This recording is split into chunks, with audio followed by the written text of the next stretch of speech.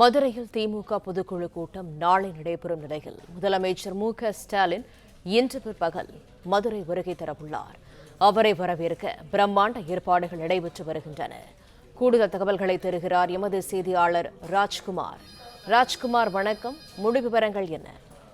வணக்கம். மதுரையில் நாளை பிரம்மாண்டமான பொதுக்குழு கூட்டம் நடைபெற இருக்கிறது.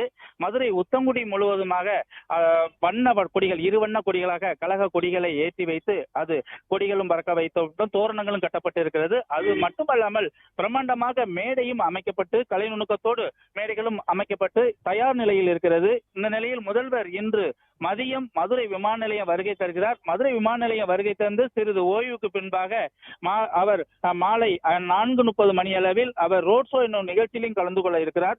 மதுரை பொதுக்குழு என்பது ஒரு வரலாற்று சிறப்புமிக்க ஒரு பொதுக்குழுவாக நடத்துவதற்காக தான் பிரம்மாண்டமான ஏற்பாடுகளும் செய்யப்பட்டு இருக்கிறது.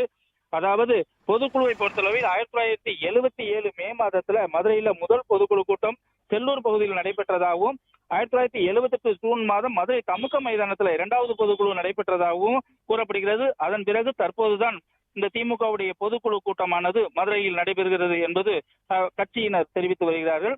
கூட்டத்தில் சுமார் ஒரு 3000 பேர் பொதுக்குழு உறுப்பினர்கள் கலந்து கொள்ள இருப்பதாகவும் இதற்காக 20 ஏக்கர் நிலப்பரப்புல பிரம்மாண்டமாக ஏற்பாடு செய்யப்பட்டிருக்கிறது.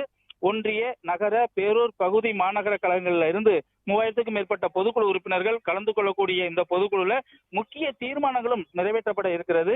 மதுரை வடக்கு மாவட்ட செயலாளரும் வணிக வரி துறையுடைய பதிவுத்துறை அமைச்சருமான மூர்த்தி கண்காணிப்புல அனைத்து வேலைகளும் தயார் செய்யப்பட்டு அதாவது மும்முரமாக செய்யப்பட்டு தற்போது இந்த பொதுக்குழுக்கான மேடையானது தயார் நிலையில் இருக்கிறது.